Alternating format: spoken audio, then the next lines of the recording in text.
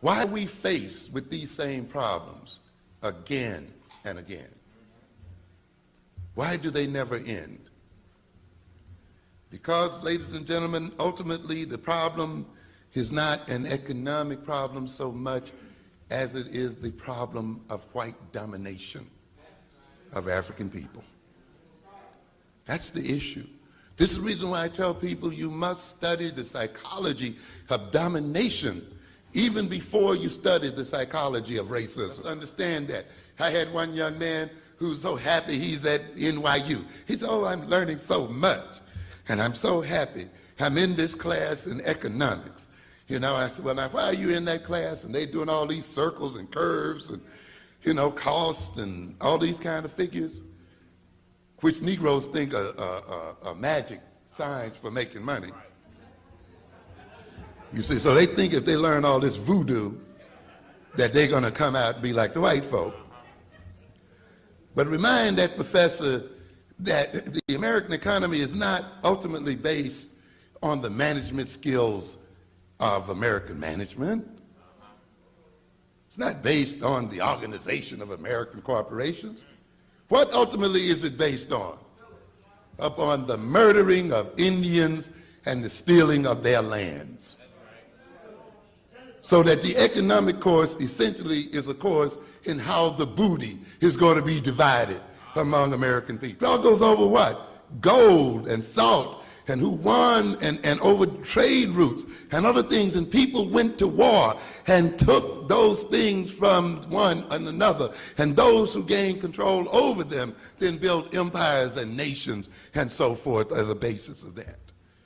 Not just studying economics 101 and business administration. But you got to learn real history. You got to learn a history that goes beyond just the celebration of African heroes and the celebration of African culture. And he shifts his visions and is not afraid to change his mind and go against his prior opinions when that reality suggests that those opinions were wrong. You have to wake up. You cannot let any leader become a sacred cow to the point where you forget how to perform a realistic analysis on the situation. Because ultimately it is your individual lives and the life of our people that is at question here, not the glory and power of an individual person or leader, but of the people themselves.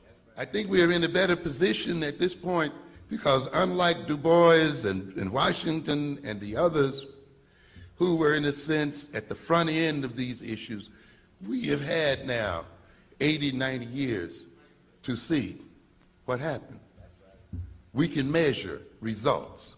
Therefore, we can take an empirical approach, an empirical analysis, an analysis based on experiment, an analysis based on actual experience, and look at the results. That looks at the programs of other leaders and look at the results that they wrought. So we don't have to guess, and we don't have to be quite as theoretical as we used to be. We can say, let's see what the results bear out. And let's see if this form of leadership can be justified any longer based on its results. And this is what we have to measure.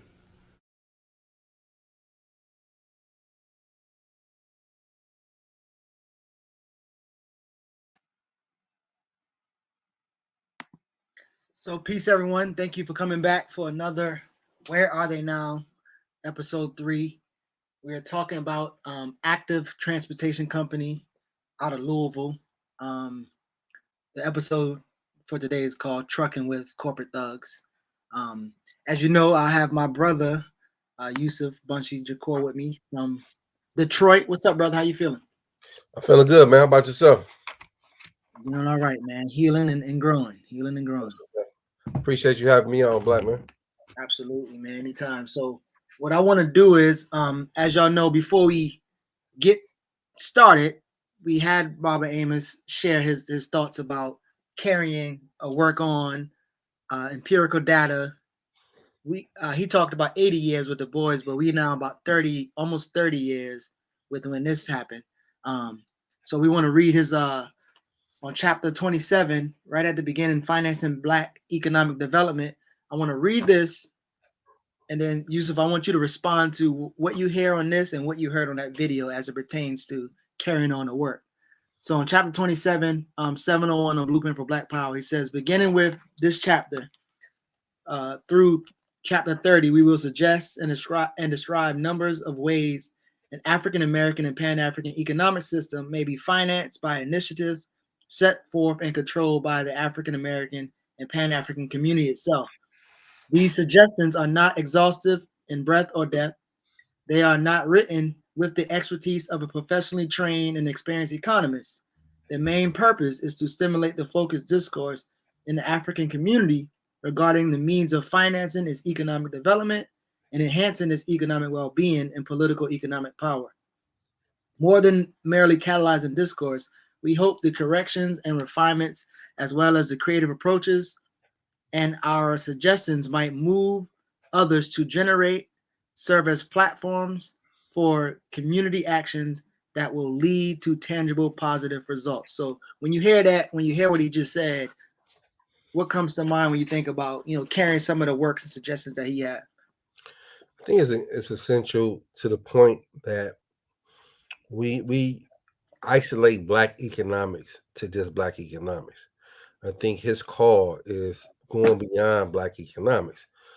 Those of us who may not understand clearly Pan-Africanism, meaning all African people, all black people. Not to say that we all get along. There are some contradictions, there are some challenges, but I think he's challenging us to engage in those challenges, those struggles, right? But also, I think within there scientifically to understand that like there's capitalism and then there's capital. And so he's talking about the capital that's necessary to be able to build our communities, build institutions, but not being a slave to capitalism, not being a slave to the dollar bill. Again, Black economics without a sound, without being tied to a social, political reality, is just that Black economics. And so I think where his empirical analysis is saying that, so when we go back to like the Panthers, RAN, Revolutionary Action Movement, and other individuals, they was looking to Mao for the example for revolutionary struggle. They was looking to Cuba and Che Guevara and Fidel Castro and others for revolutionary struggle, which is no problem looking at others and whatnot. However, you cannot import revolution liberation from someone else's struggle. So what he's saying is, here's the opportunity.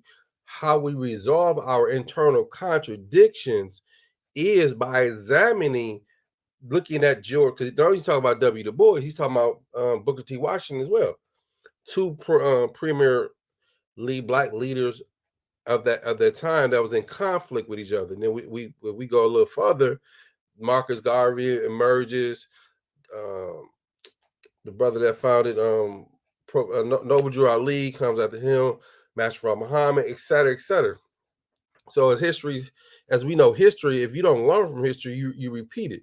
And unfortunately, that's what we're doing because we have not used that empirical data that he so eloquently pointed out, which is really in layman's terms, we have not taken the time efficiently to study. And taking the time efficiently to study is not allowing ourselves just to be caught up in this Messiah complex. Yeah. I think one of the things that I don't know if I'm guilty of being an Amosite, but I mean that's who really got my mind right, and I've like studied almost everything he put out, books, audio, lectures, but I hear other people who claim to study him. When we talk, I realize they haven't really studied him, right? Mm-hmm. Because he would never really want anybody to put him at a space where he's the deity and we should listen to everything he say. And you could see that in most of his Q&A sessions after all his lectures. So I want to get into the pages. So we at 671 to 673 is where he talked about Ford Motor's active transportation. Just initially, when you're looking through those pages, were there any things that stood out to you? He talked about activism in areas of corporate finances, corporate supplier relations, And he said that the community, when big corporations and financial institutions respond to the call for Black entrepreneurs, not only without prejudice but with enthusiasm. So he's kind of like excited about this opportunity to work with big corporations, and he's given us this example of Active Transportation as one of those Black entrepreneurial organizations that work with some corporate. So was there anything in any of these pages from 671 to 673 that stood out to you? I have a bunch of marks all over the place. Yeah, it was two passages. I'm gonna read from at the top of 673. He says Black-owned industrial institutions located in the inner cities of America can provide employment opportunities for its residents. They also represent the integration of Black-owned businesses into the economic mainstream of America and of the global business community. The strengthening and expansion of such relations under the influence of an organized Black community consumer movement. I repeat, under the influence of an organized Black community consumer movement can markedly change change for the better the economic prospects and power of Black America as a whole. And that stood out to me because of the like, again, I'm anti-capitalist just like the next man or woman. However, I'm a realist too, right? We're in the real world, and we have to engage it without compromising ourselves. And so I think he provides a framework of the reality. Because I mean, at the end of the day, if we talk to every Black person, we can safely assume, I want peace. I want tranquility. I want the opportunity to live in a nice neighborhood. I want the opportunity to have running water. I can go to the grocery store. I can feed my family. Things that should come to me as a human being. But then there's the reality, because of race, because of class, because of gender, and a elaborate of other things. That's not the reality. So he's talking about, and it's really an updated version of what Malcolm X calls for Black nationalism, which is the controlling. When Malcolm X says in the action, so what does Black nationalism mean to you, Malcolm? Malcolm says it's controlling the politics of our community. It's controlling the economics of our community. It's controlling the social welfare of our community, right? So that Black consumer market base that Amos is calling for is really like, it's not a buffer class. It has to be tied and connected to every level of our community, and that's what Marcus Garvey and Marcus Garvey, Elijah Muhammad, I think the Panthers. I mean, a lot of our successful Black organizations was on the threshold of achieving that. They was unsuccessful for whatever reason, but he's re-examining, and this is where, again, we're just not just trying to create economics. So not just concluding on here, like here in Detroit, there's this black district, economic district, and me and a friend of mine, we talk about it, and I told her, I'm not against it, but I'm not for it. And the reason I'm not for it, because the reality is it's a buffer class. 40% of Black folks in Detroit live under poverty. So my fundamental question is, how is this Black economic district serving the poor class? And if it's not tied to the poor class of uplifting, and this is where, again, we dig deep into what Amos said in that passage I read. This is not leaving anybody out.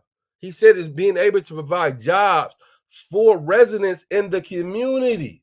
So those jobs are JoJo. Those jobs are Ray Ray, Pookie.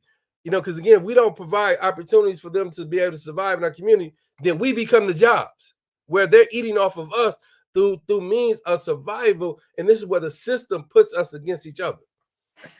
What's interesting for that point, let's say this trucking company, the stuff that they're shipping is built and created by labor. So for instance, there's a Ford plant, in Detroit, y'all got automotive. There's people there's capitalists who actually making money. And at the best, this is just the trucking company. So you can hire some truckers. Right. You might hire some other, but and what we will see as we go through them, I mean, the family sort of good, like the family got jobs, but And as for the greater Louisville community, I mean, it didn't seem like it helped them at all. So I think that's interesting because, again, it's not like you are making trucks and you have a place where everybody's being paid to help make the trucks.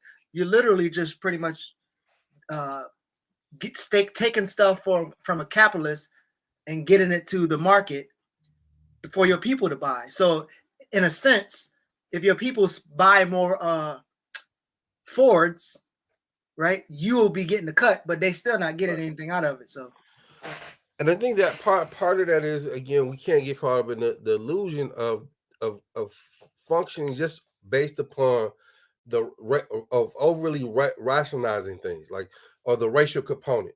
And so again, when I look at this business district in Detroit, and there's plenty others throughout this empire, it's because they're black that they receive grants, they receive benefits, and this is where you get where black gets overused, because it's not tied to anything political. It's not tied to anything social in terms of a radical revolutionary transformation. But also to Amos's point, right? Like right now, we're using a system to have this conversation that's not controlled by someone who looks like us, right? Somebody could criticize us for that, right? However, at some point, until we're able to get there, we have to be able to use some means. I'm not justifying anything, but being real in the world we live in. That could be a fair critique, but is that critique the same as someone is openly betraying, who's openly going against our people, right? This is a tool to get us, because this type of information that we're sharing, that we're learning, that you share on a regular basis, is not the norm. It's actually, unfortunately, the abnormal. And you bring it to light. It's unfortunate that you have to use this tool right now, but it's powerful because it's not the normal conversation that need to take place in our communities and our households.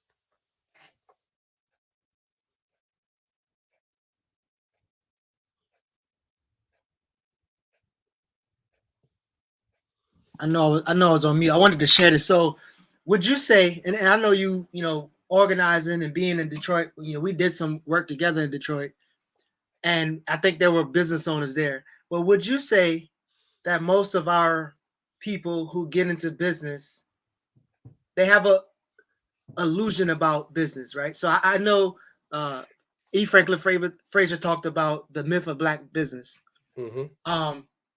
But you have either people trying to get in the industry because it's hot, you need to make money. Some people literally believe they're going to get into business to fund a revolution. Like, would you even say that we have a total wrong idea about why we get into business, right? Because given this one, I'm pretty sure they say the trucking industry is popping. And what we'll see, there was actually a white man who used these two black couples to actually gain a Ford contract, because Ford wouldn't give him a contract unless he had minority support or Right. minority business upon him. But would you say that we even kind of like get into businesses disillusions about the business itself and even the industry that control those businesses? I mean, I would say yes, and that the delusion is based upon we don't clearly understand the dynamics of America. We don't clearly understand the dynamics of capitalism and how it functions. So, you're the same way, like you're taught to, like, you should go to school, you should go to college, and you should, right? But are you going there to be trained, or are you going there to learn what you need to learn to benefit yourself? Same thing in business. We all assume, like, man, if I can just work for myself, this would be my ticket to being a millionaire. And this is the dynamics and the principle of capitalism, right? So Geechee, you got your business, I got my business, but where do we meet together? No, this excludes Pan African. This goes back to what Amos Wilson said. This the first thing he said, on behalf of the African American community and our Pan Africanists. So he's intersecting and connecting black people with a perspective, with an ideology of a framework, a method of how we're going to function that should eliminate the competition. So again, I'm not illusional in the sense of we live in America, And not saying like we have to be Americans, right? We have to we function whatever, but if you don't have the right value system, the right ideology, so like I have multiple businesses individually. However, so again, if there's a parent that comes to me because I control my business, I mean on the low end, I pay $3, like $3 for each book I print when I'm printing my book. I sell it for $15. So that's the profit margin is there. For parents, I give them away for free, or I sell it for $7, whatever you got, right? Because of my ideology, because of my principle versus being a parasite where I'm just all about the money. And you, like George Jackson said, you can't necessarily always be mad at a person for the ignorance. However, we can be critical of that ignorance especially when you brace that ignorance as a way of life, because ignorance is nothing wrong with being ignorant because it only means not to know. But when you make ignorance of not knowing a way of life, you become expensive, an expense to your own people. There's this thing where you see like somebody say, "Oh man, this this industry is $190 billion, right? In 2020, we got to get into that. We got to get on that." And we know that it's probably apolitical emotion because some of these people don't even realize that there's a political climate that help the capitalists and the state control the industry. And so just because it says it's a 190 billion industry don't mean you even have the capital or even the political power to even break any part of that industry. So when you see that, like, it's always interesting how folks say, okay, well, all we gotta do is tap in the industry. And in this example, we using somebody who, one of them, Charlie, he was in the NFL. So Charlie Johnson is the one owner. And then Houston, I don't know if they had a lot of money because, and let me say this: when Charlie Johnson was in the NFL, he wasn't making like millions and millions of dollars, but he had influence. The Houstons, they kind of known around Louisville for playing basketball in the college. The Allen Houston of New York Knicks' father is the dad and the mom. He actually coached at Tennessee University while Allen Houston was playing. Allen Houston from the New York Knicks. So they had like numbers in terms of, I guess, money, celebrities, but they still couldn't even afford to tap into the industry by themselves. So they needed literally this white mob guy, which we will see. They needed a white mob guy to front their money, which again, when you look at it, you can see it in the show notes. Shout out to the researchers at Barter and Bill. When you look in the show notes, you would almost see this dentist guy use them to get the contract, sold them a business, was a part of that business, and then make them fail, and they had to. He bought them back out, right? So it's kind of like, if you look at it, it looks like he was literally just pretty much having them on the string. And unfortunately, how Amos is reporting it is, and most media sources, oh, this is a black-owned business, and nowhere is Amos talking about the white boy behind it. That's pretty much pulling the strings and stuff. So, no, that's a good. I mean, that's a good point. And just understanding, like, oppression is very sophisticated. I repeat, it's very sophisticated, very, very manipulative, and that's why like the work that you're doing is so important. Investigating, being critical and examining. And again, this is where we can't always get so caught up in the black face, whether it's a black man, black woman, black gay person. I mean, they'll black child, whatever, right? A black cat, a black dog. H. Rap Brown once said, if white folks could make money off of dog shit, they would sell it. They would sell it to us. I mean, right. But we get caught up in it because we in awe of it, right? And we're dreaming to be a millionaire, and it's like playing Monopoly, and it's like you play it for so many hours and you realize, shit, I ain't got a chance to win, and that's how real life is. Right. But I think and I was in Charlotte working with some nonprofit leaders, and I think we really believe that this concept of playing the game, like we need to play the game. Yeah. I mean, it sounds romantic until you like, okay, let's draw the game out. Like, okay, so what's the first move? Oh well, we could just buy a business. Or, okay, so what's the capital you got? Well, I mean, you putting up your house, you putting up your savings, and they not right. Right. And so I think even sometimes the concept of playing the game has been, in my opinion, pretty damn tragic. And again, we are giving you an example of somebody who actually has money, influence, and well, again, I don't want to count. I'm not pocket watching because I don't know actually how much money they had. But you can't really tell me you went to the NBA and I mean the NFL, and then your partner is well known in the city for University of Louisville. You can't tell me you have some kind of money, which again, I'm not going to say it's a lot of money because even when they were starting out, they were still working. So when they was getting business loans to open up, I think a grocery store at first, both of them was still kind of working, right? And watch this. And this says in 1985, along came a hall part of Ford. Johnson knew a black loan officer. So even though Johnson went to the NFL, even though he's known around the city, he still needed to go borrow $87,000 to even just get into it, right? Right. Again, I don't know if I don't think Amos was doing any kind of male chauvinism. I hope not. But when he mentioned the owners, he didn't mention Alice, Right. Alice Houston. That was the wife of what's his name? Wade Houston. Wade Houston. Like that was his wife. So again, I know journalism is important, and our partner Jared talks about this often. But like when we get the report, we literally hear, oh, it's black owned. It's black owned. It's gonna be in black this and black that. And again, could you speak toward, I guess, to this concept of black owned when white dollars and white control, and then again tie in neo-colonialism, how pervasive and powerful it is when you're thinking about our situation.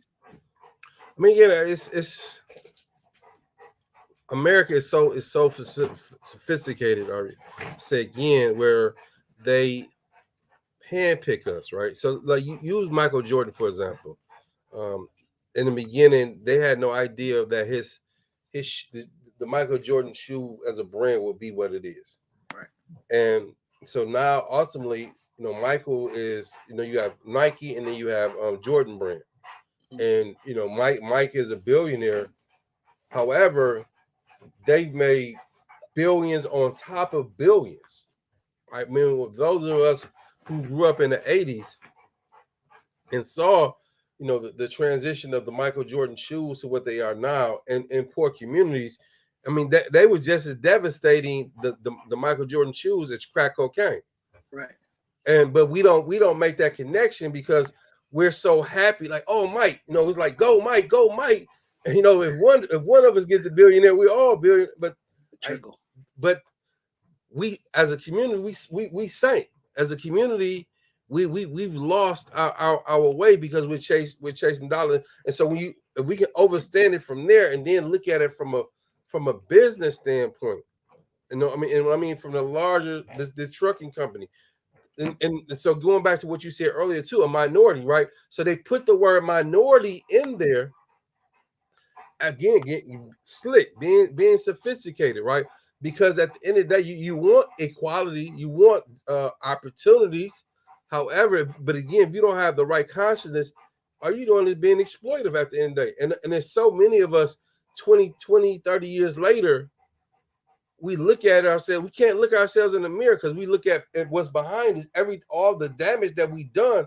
We may have, and even like Jay-Z, right? And hip hop is a great case study for this. I mean, I was listening to a rapper, and he was saying if an album, sells a million, goes platinum, the record company makes $10 million. Mm-hmm. If it sells $1 million, a record company, like, so use Tupac Shakur, All Eyes on Me, that sold 5 million. So that was $50 million off and off the top. How much of that's going back into the community? More important, how much of that's going back into the artists? But they feed us the puppet, but we don't see the strings.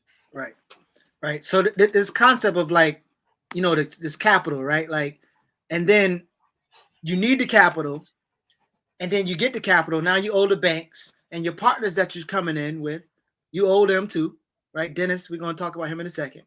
And then when the industry fall, it's not like you have a bunch of reserves and all this other stuff to weather the storm. But when the people call for their money, they're gonna want their money. So whether you have to, like they did in 1999, refinance, the $80 million debt.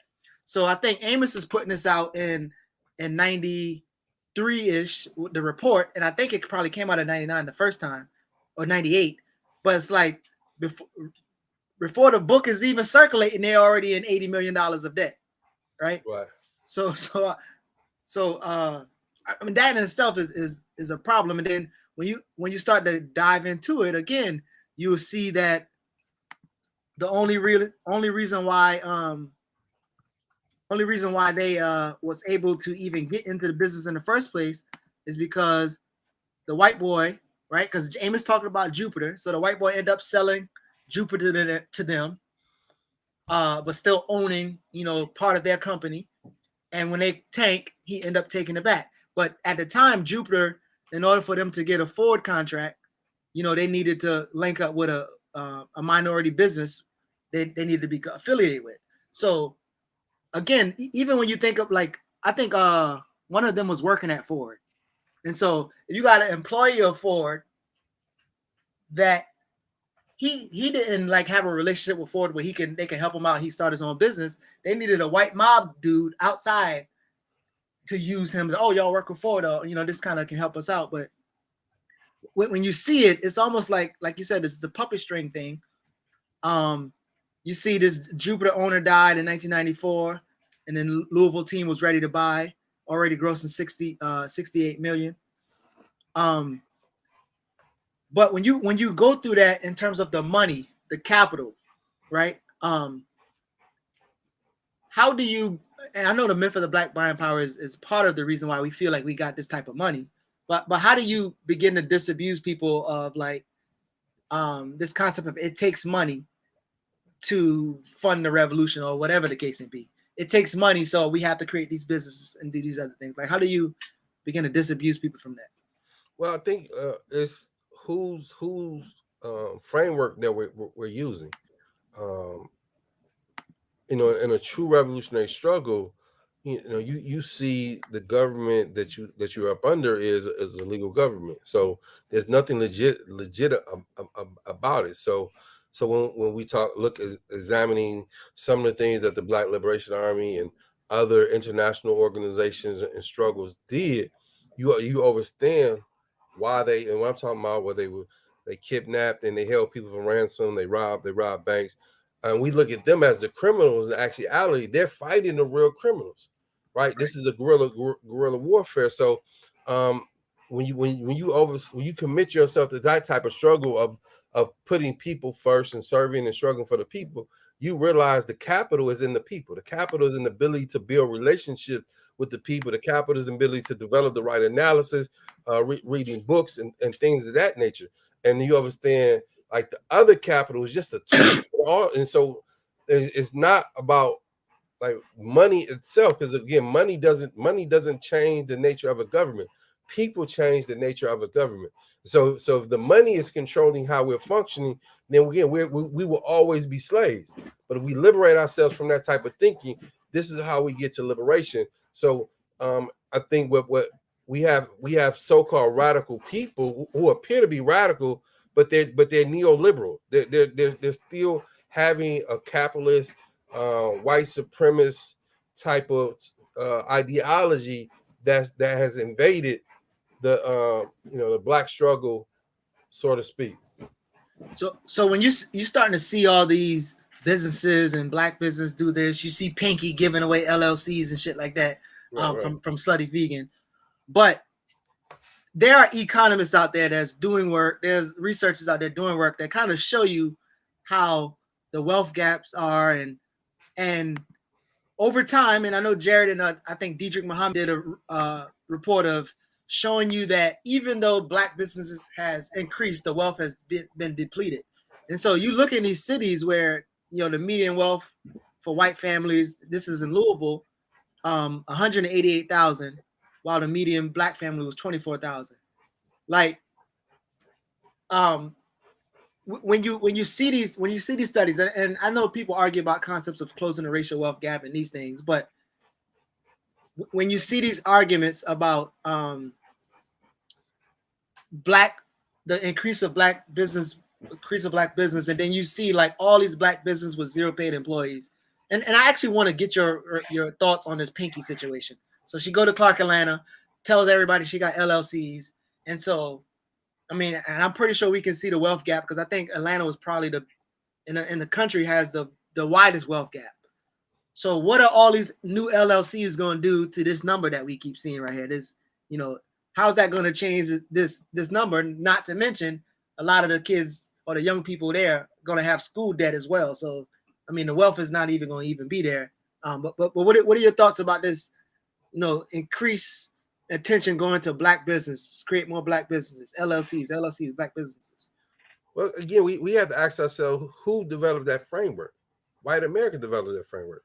We're trying to be like America and Americans, and so it's actually an updated version of integration. It's just reformatted with new language. I mean, you can't emphasize black businesses over black people. I repeat, you cannot emphasize black businesses over black people. You cannot emphasize black economics that is not governed by the social dynamics of black people. It's impossible. It's the same thing of emphasizing the black military over black people, and that's why we have coups all the time. Right. Because again, the people don't have the right ideology, they don't have the right value system, and so tying this into the lady Pinky, I saw the clip and I laughed. I don't know how many students was there, right? Like, that's a good gesture, right? I salute the gesture, but in the reality, and I'm someone who has like 7 LLCs, right?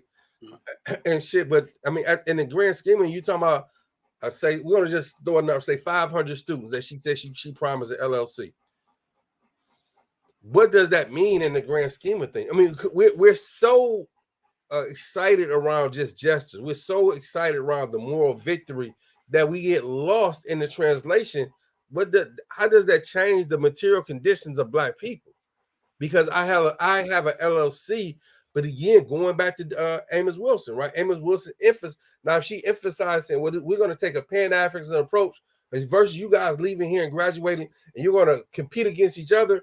We're going to create a framework where we're tying our resources together. Like, here's the numbers over here, here's the numbers over here.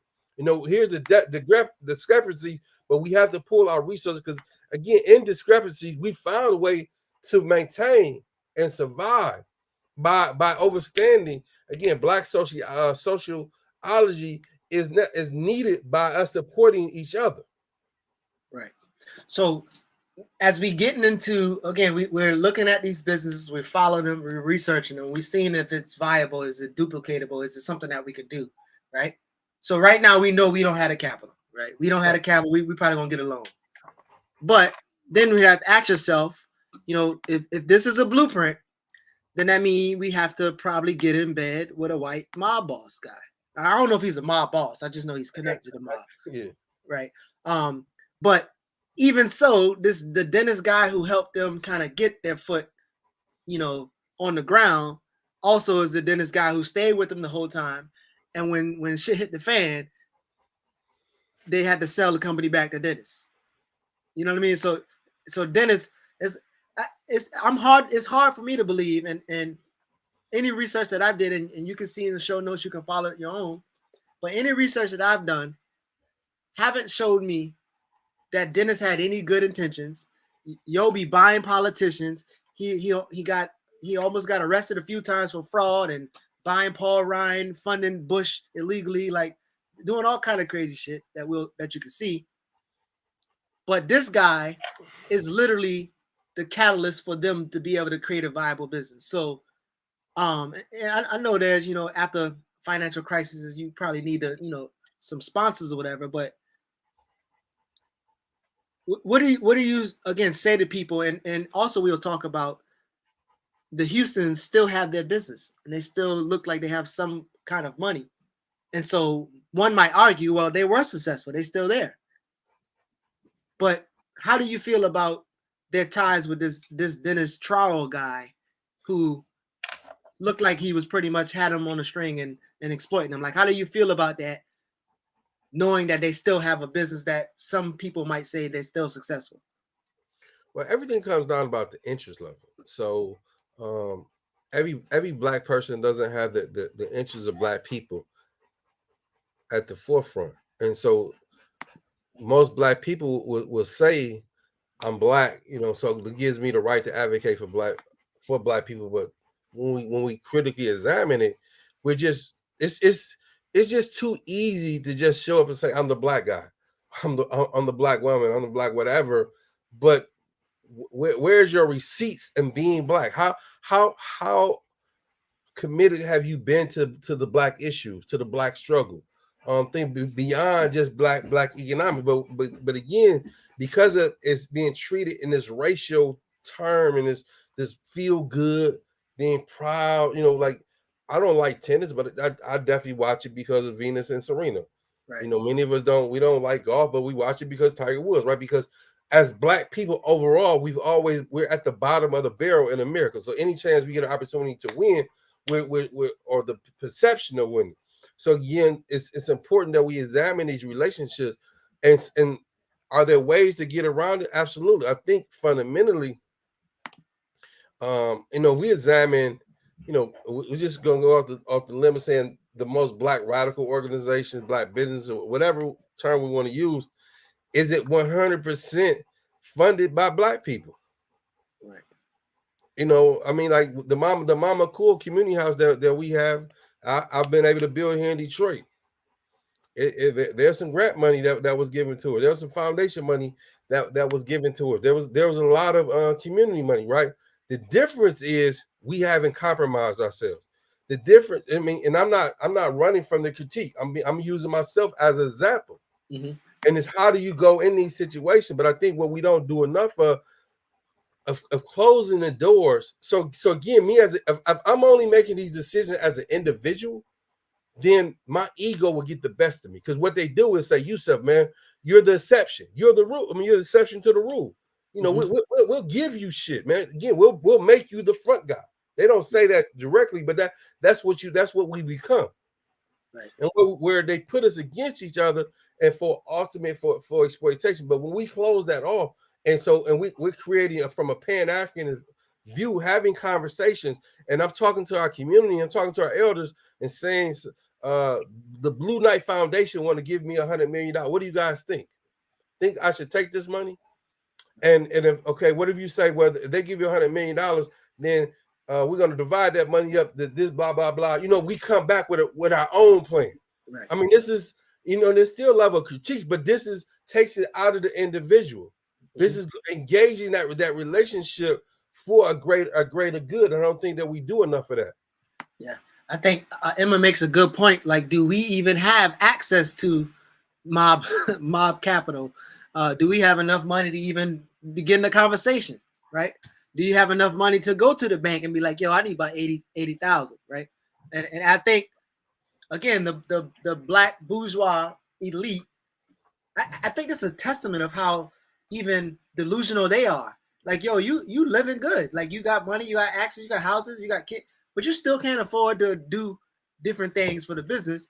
And not to mention, when shit hit the fan, the industry and the laws, and we'll see where Mitch McConnell, ironically, when I first started organizing, first started seriously organizing, I was in Kentucky working around coal mining issues, and Mitch McConnell family is from there, and we had some of his family members organizing with us to get him to pass bills that were literally killing his family, and he wouldn't. He was like, I don't give a fuck. Like, and he just kept moving, right? But Mitch McConnell had his hand in helping this business tank as well. But when you see the business falling, you see the industry falling, the state is warring against you. I think sometimes you see how dissolute or crazy some of the black bourgeois are, where they will, even after this fall, you'll see Johnson somewhere. I think he's in Louisville now teaching about entrepreneurship. And then you have the Houstons, they, again, they're still thriving, I guess. But you see something about, the decision to sell the business that the trio built from scratch was difficult. But she said it was necessary in the face of downturn in the heavy duty trucking market and rising labor and operating costs.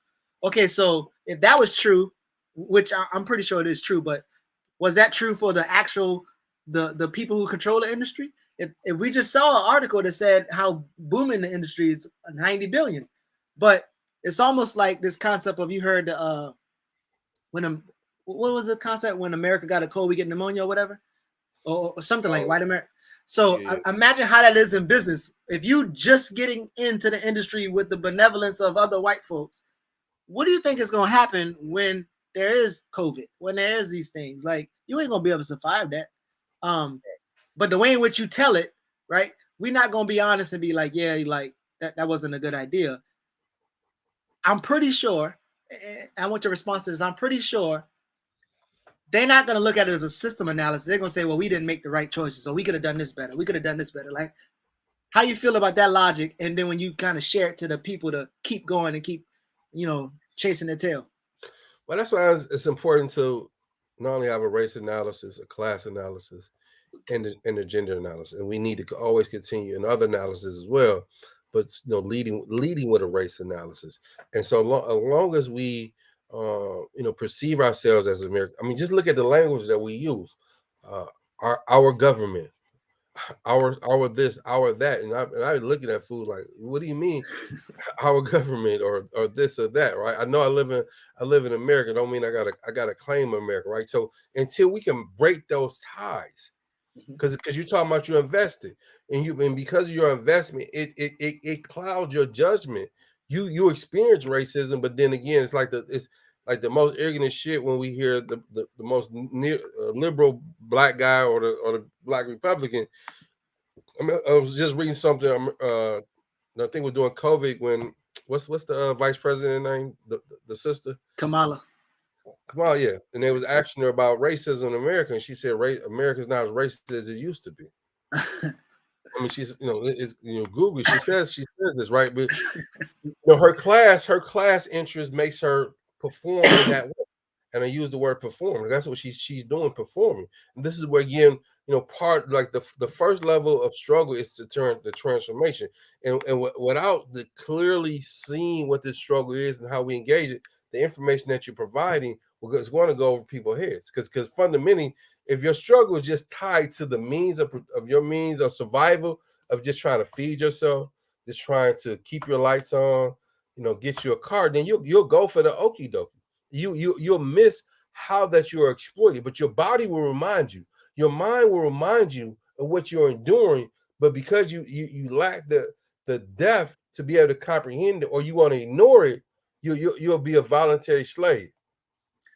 So we probably gonna get back to Lamar Wayne's statement that, of course, we have to be creative to build wealth. Oh no, I'm sorry. I'm glad he just said, I read wealth, but it's welfare for all of us, and not turn around and put it back.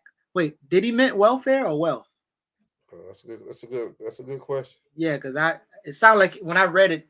But anyway, so another thing that I'm pretty sure you hear all the time organizing in the streets, when you're trying to educate somebody about certain things or certain things they need to study, they're like, man, fuck all that studying. I'm tired of talking. I'm about this action. Let's get to work.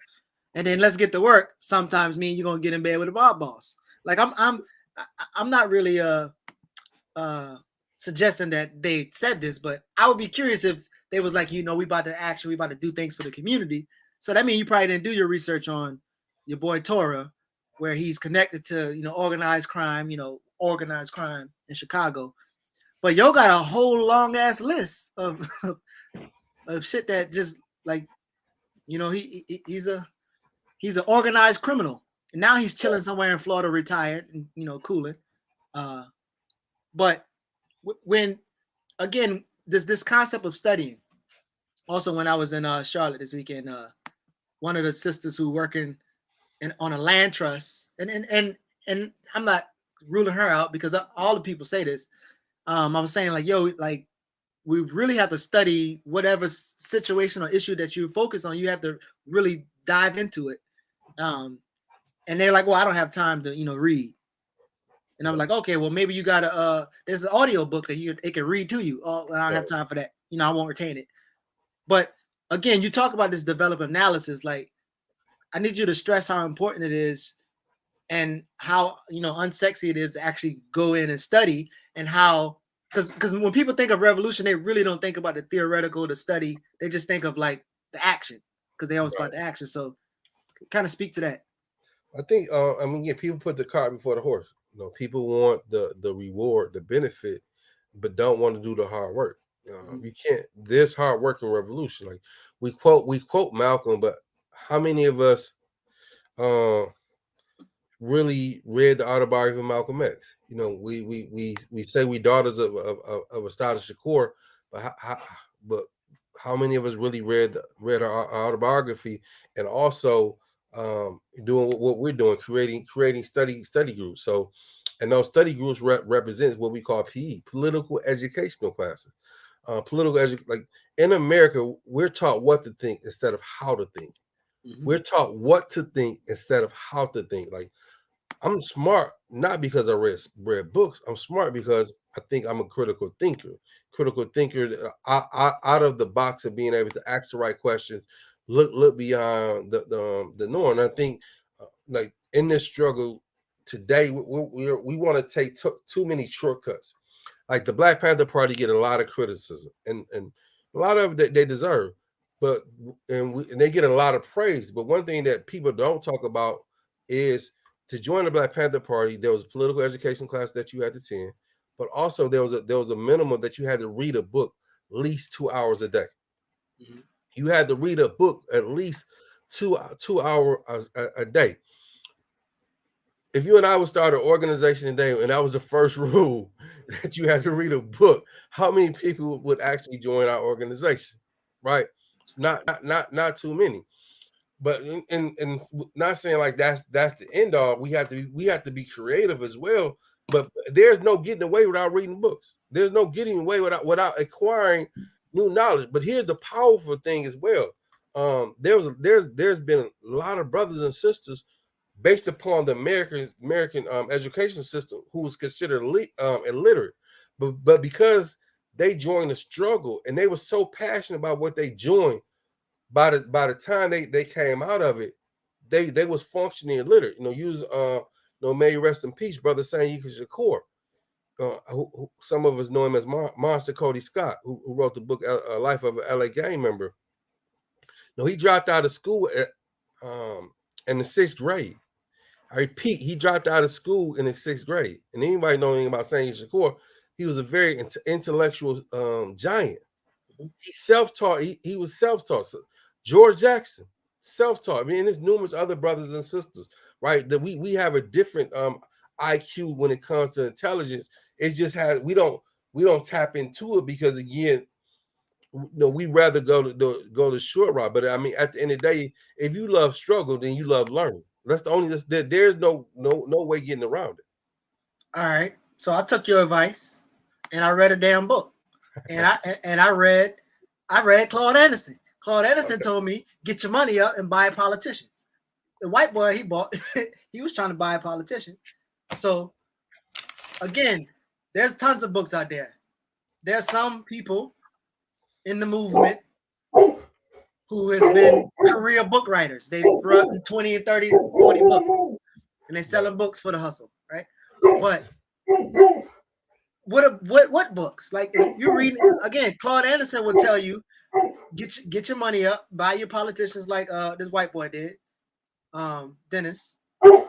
And I mean, obviously, commit fraud, lying to FBI and stuff like that. But now I'm reading the book, and like Amos told us not to do, I'm deitizing the book writers.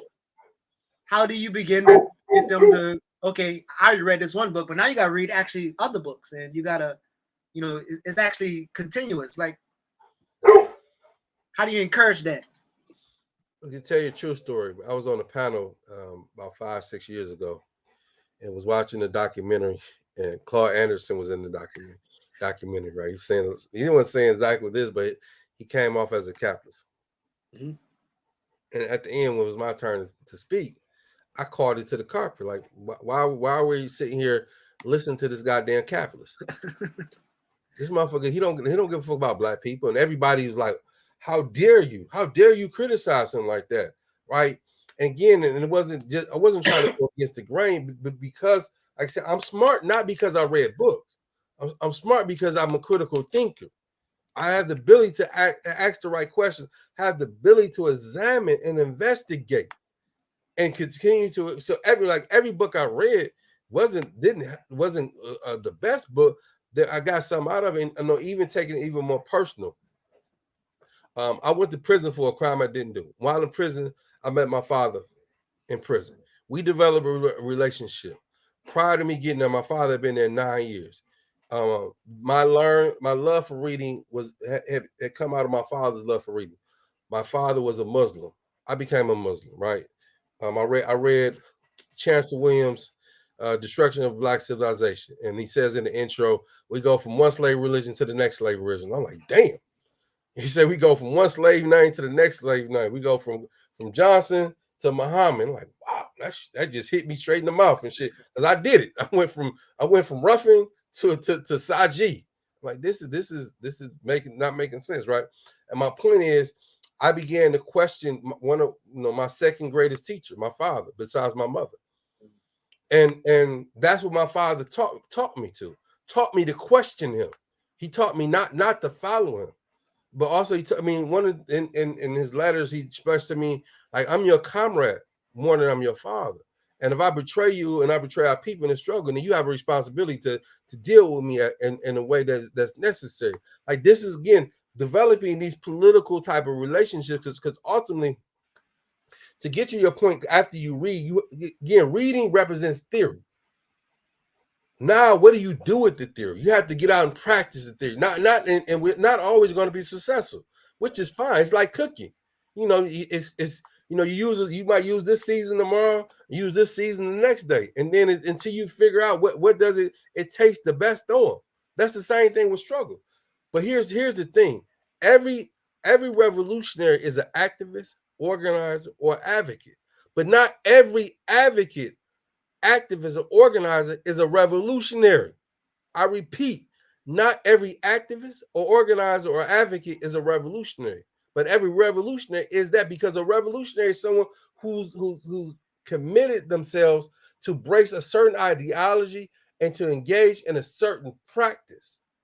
And that's based upon the transformation of yourself and continue to read and develop. And again, as a revolutionary, is known by the books that he or she reads. Is known by the books and that governs and that determines, because ultimately you got to put the book down and you got to put in the goddamn work. Mm-hmm. Right. So I'm hearing you talking. It sounds good, but I feel like there's revolutionary entertainers out there, and let's listen to a revolutionary entertainer. And I just want you to respond to this revolutionary entertainer's work, because there's conscious rap out there, right? Like what a boy named who just what's the little dude from California? Kendrick Lamar. Kendrick Lamar just put some stuff out there. So let's see what Jay-Z got to say about this. Getting caught by the bosses, the Eggers and Doug Morses, Jimmy Ives and Lee Oz. It's gotta be more than the courses. They respect my mind now. It's just a matter of time now. Operation Takeover Corporate, makeover offices. Then take over all of it. Please may these words be recorded to serve as testimony that I saw it all before it came to fruition. Sort of a premonition. Uncontrollable hustlers, ambition, alias superstition. Like Stevie, writes on the wall like my lady, right, baby? I saw it all before some of y'all thought I was crazy, maybe like a fox from Geechee. The more successful, the more stressful. The more and more I transform the golden gecko. In the race to $1 billion, got my face to the ceiling, got my knees on the floor. Please, Lord, forgive him. Has he lost his religion? Is the Greek gonna get him? He's having heaven on earth, will his wings still fit him? Word up on Madison Ave, I'm a cash cow. Word down on Wall Street, we can get your cash out. IPO hold, no need for reverse merger. The boy money talks, no need to converse further. The baby blue Maybach like I own Kerber. Boardroom, I'm lifting your skirt up. The corporate takeover. I want in. A nickel bag gets sold in the park, baby. I want in. If an artist gets signed in Toledo. SC3, baby. What you thought? I ain't a businessman, I'm a business.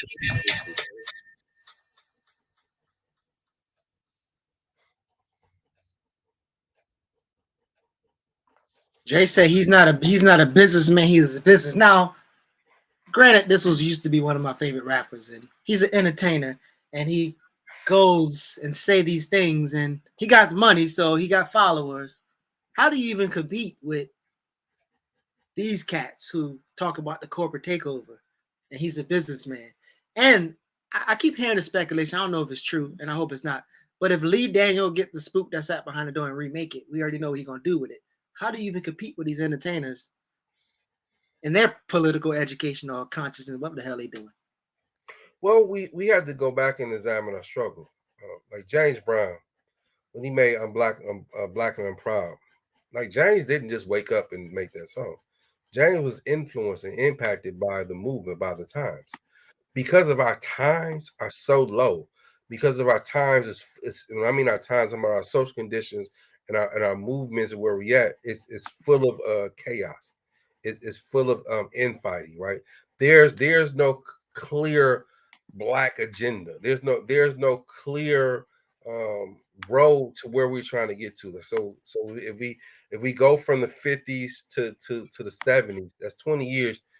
Even though, and that's between the civil rights and the Black Power movement, at least there still was a clear road. There was obvious two oppositions or two factors, but they was very strong factors. And now, like today, because the media says all the time, there is no Black leader now, like we had in the past. Right. That's bullshit. You just, because the media didn't legitimize somebody, whatever, but this is what they tell us. But also we tend to allow these individuals, because we're counting, like you said earlier, we're looking at their pockets. Because of an individual now worth millions of dollars, like 50, when 50 blew up, he sounded smart. We started listening to him and shit. And other individuals, because the tide has shifted.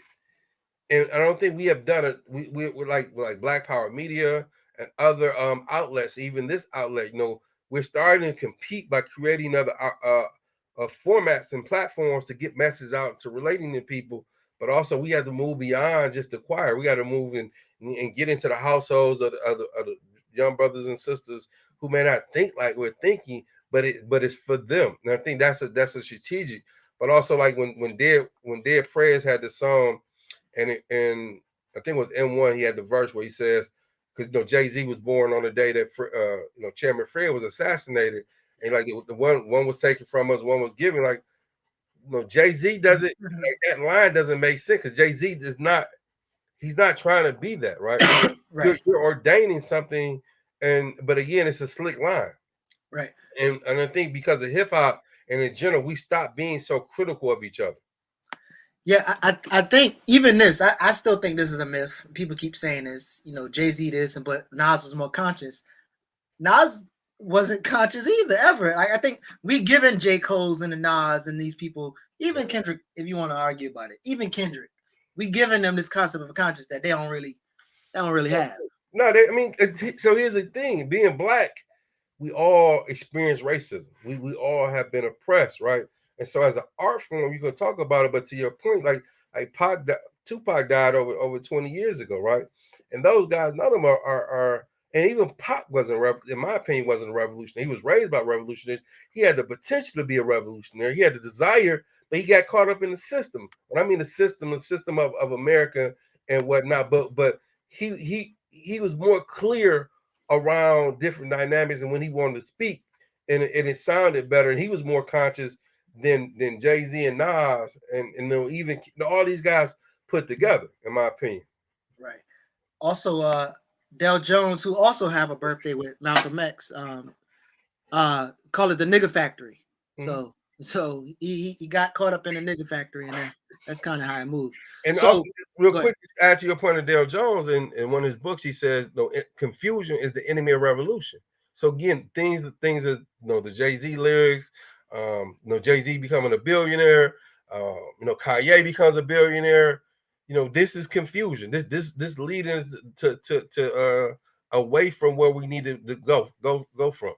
Absolutely. So as we get to the end, start to wrap up soon, I want to know, if you got questions, bring your questions in. If you want to come on screen and dialogue that as well. But so we know this company tank, white boy pulling the strings, and he get them to sell it back to him. The football player Johnson, he's kind of like doing some nonprofit work, telling people about entrepreneurship. But the Houstons are still moving. So my question to you and the audience, and y'all can chime in too, knowing what you know about them, would you say that the Houstons are successful? They have this business running. Now, they sold most of the businesses that they had, and they kind of like kept this part of the business. It's in the family. You have the mom, you have the dad. So this is the mom, the dad, and Comrade is the daughter. One of the daughters is a doctor. She's not in the family business. She's a doctor, but the husband is there. And this is the younger daughter. They got another son, Allen Houston, who's retired NBA, 55 million net worth, and he's doing some other stuff. And this the employee lineup. Are you willing to say that this is a model that we could follow, knowing the history and all of the other things, the risks that they take, the failures? Is this something that is repeatable, duplicatable?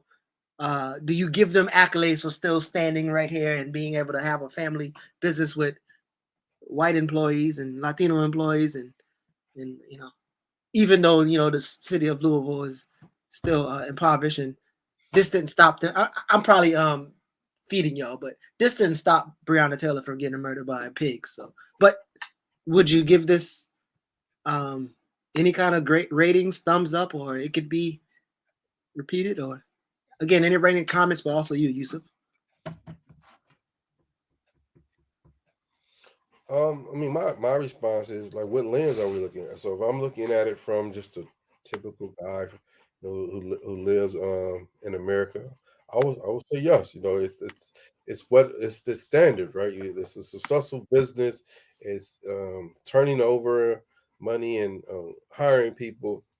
But if we're looking at it through the lens of a critical lens, a Black analysis, a Black liberation analysis, and it's tied to the means of advancing Black people, no, it's not. And these are two different analyses. These are two different lenses, and we tend to confuse the two, right? And in the latter part, we tend to say, man, that's just too much. It's exhausting. Why it always got to be this, Black power, because this is the world we live in. As a result of, we're at the bottom. We've been at the bottom over 500 years, which so again, and our advancement should not be about just a business. Our advancement has to be about our liberation, not about a business. Our advancement cannot be about just the economics. It has to be socially, politically, and even spiritual. Like as African people, we're holistic. All those things are interconnected to each other. Right. Now, did they use this money to trickle down and help people and fund I couldn't find it. Maybe y'all can find it. Maybe y'all can use some of the links that the the think tank has provided, and maybe you can find that they did some revolutionary shit with the money. But I mean, I couldn't find it. I'm not that good of a researcher, and I don't think my team was able to find it either. But again, they still here. Well, that the active transportation is no longer here, but the people who ran it, one group is there. But what's unique is also they have Johnson name.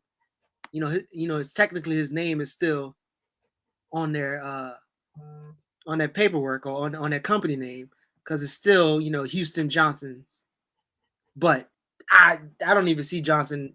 I don't know what happened. So I'm trying to see if they have any kind of bad blood, but I couldn't find anything there. But it's uniquely Johnson kind of started out, was able to know a guy from the bank, and that kind of helped them. But in the end, the Houstons was the family that seemed like they still have some kind of access to money. And also Allen Houston, according to what I've seen and what we've researched, Allen Houston really didn't have anything to do with the business, even though he went into NBA in '93, around this time when they started buzzing. But it doesn't look like he had any kind of influence. I don't know if he slide him some money to help out. I don't know, but it doesn't look like it. Any other thoughts with that about the obviously Johnson, who is probably somewhere right now speaking. What time is it? 2:00. He's probably speaking to a nonprofit or some kids about entrepreneurship right now as we speak. But yeah. So let's see what we got. Can't give Jordan and Jay the thumbs up. Uh-oh. So nobody giving a thumbs up. Oh yeah, this too. They were faced with the reality that it is a political issue. They had to be backed by whites, sell back to whites, and weren't able to lobby whites. Damn, yeah. They got choked out. Look like. But again, what you're doing is through your examination is showing how the system. This is what it's designed to do. Mm-hmm. This is not by happenstance. This is not by accident. This is what the system is designed to do. So apparently they had money, right? But and forgive my ignorance about the PPP loans, but it seems like people that took PPP loans, would need some kind of assistance, right? I mean, I don't know how much you know about the PPP loans, but they needed a PPP loan, and they took out one, size 17 million. But even if I don't know the details of it, I do know that you still need lenders, banks, the state, the government to help fund some stuff that you can't fund. So that means you still don't have the capital. I mean, would you agree? Or I think it's about greed. I mean, I think I read somewhere, even the Los Angeles Lakers, the owners of that team tried to either apply for a PP loan or got it right. Like, you don't need a PP loan, but this is what America does. This shit, you want it, I'm gonna take it, and I'm gonna keep asking, right? And so to your underlining point, even in this process, how these resources are getting down to those who need it. This is still the big bank take little bank. Because here's part of another thing about resources that we don't talk about. It's information.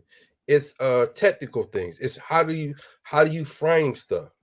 Like all those things, little things matter in this game, in the system. Like, many of us and many of your listeners have great ideas, but because you may not look a certain way, your hair a certain way, you got a certain name, but also you haven't framed it, it hasn't been shaped a certain way. You're always going to. It's just the updated version of being at the back of the bus, right? And this is why the do for self is so important. This is why we have to swap out entrepreneurship for cooperative economics.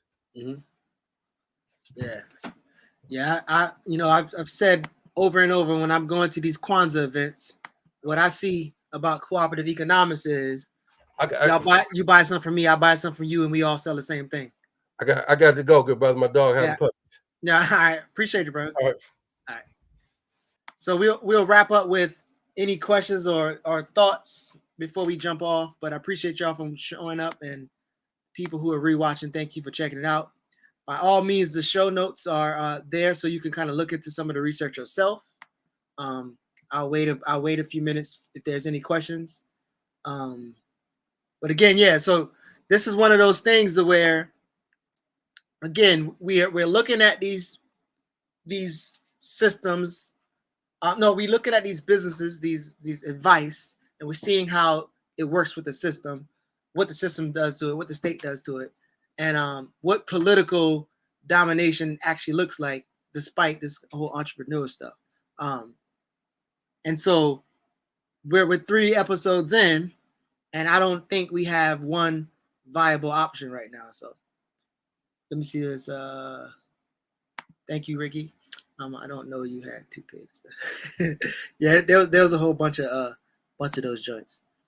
The system will erode, maybe has the benefit of not being European impairment. We don't become further corrupt, coupled with the conscious. Yeah. What are the outcomes? So, I mean, I would think that, and somebody can comment in the chat as well with their thoughts. I would think that some of the outcomes would be, we don't have the capital, and our issue is more of a political issue than an economic issue. And even our elite don't have the capital or the political power to even do much. So when you look at any celebrity right now, you'll see people who are signing deals with major corporations, and the corporations is just using those people, those influencers, to get the audience, right? So for instance, the Disney thing, Black is King is given or sold to Disney because Disney need to reshape their image. They need to get more subscribers, right? Pinky is popping right now. So if Pinky is popping right now and Slutty Vegan is being talked about, there's going to be white funders to come in and throw her some money because they can use her to fatten their pockets. So I think the outcomes is we probably have to seriously look at all these businesses and all these things and come to the conclusion, because I don't think we're going to come to it without actually physically seeing it, come to the conclusion entrepreneurship can't and won't save us, right? We can't buy our way out of this situation. And even if we could, I don't think we can get enough money to even buy ourselves out of it. So I don't know if anybody else think anything else about that. Yeah, definitely shout out to the Barter and Build think tank who's been giving us a lot of this research. We have some serious researchers in there who can find anything. In fact, if I tell them to, if I ask them to, they probably find out what you ate yesterday. Yeah, that's how good they are. So we're changing systems locally, help us. Example, local currency. Well, I don't know. I hope you're not talking about changing local currency. Because I couldn't see that as helping. I think there's really no solutions outside of like massive political education that leads to political organization, leads to us being able to wield political power. And so the currency stuff, you're kind of wasting your time. I mean, even like, I guess you can kind of look at even the Bitcoin thing. This concept of they're changing some currency, like you already know what time it is. You don't control any of the resources, the life-sustaining resources. So changing some kind of currency will be another one of those escapist, mythological, whatever. I don't know. They'll be playing. You might as well just pull out a Monopoly board and stop playing Monopoly and act like you're actually doing it for real, because it's not gonna work. All right.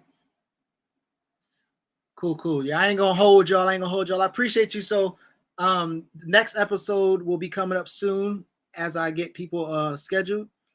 Thank y'all for coming in. Thank you for rewatching. Continue the dialogue. And we're gonna probably close out with Baba Amos telling us one more again. I think Ricky says she's an advocate for the Monopoly money game. So if y'all want to play Monopoly, we can have a virtual Monopoly and we can act like we run the world.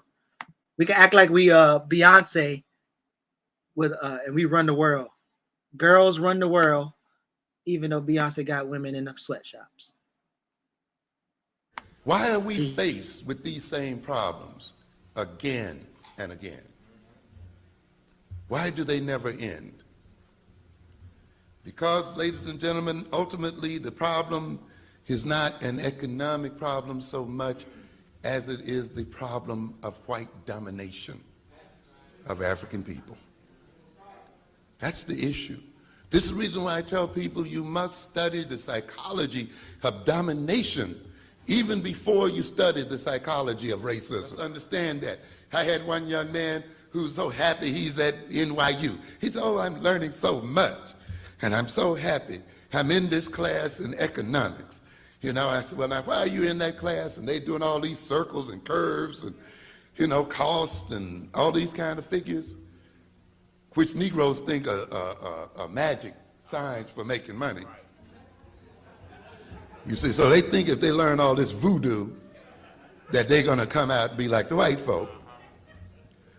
But remind that professor that the American economy is not ultimately based on the management skills of American management. It's not based on the organization of American corporations. What ultimately is it based on? Upon the murdering of Indians and the stealing of their lands.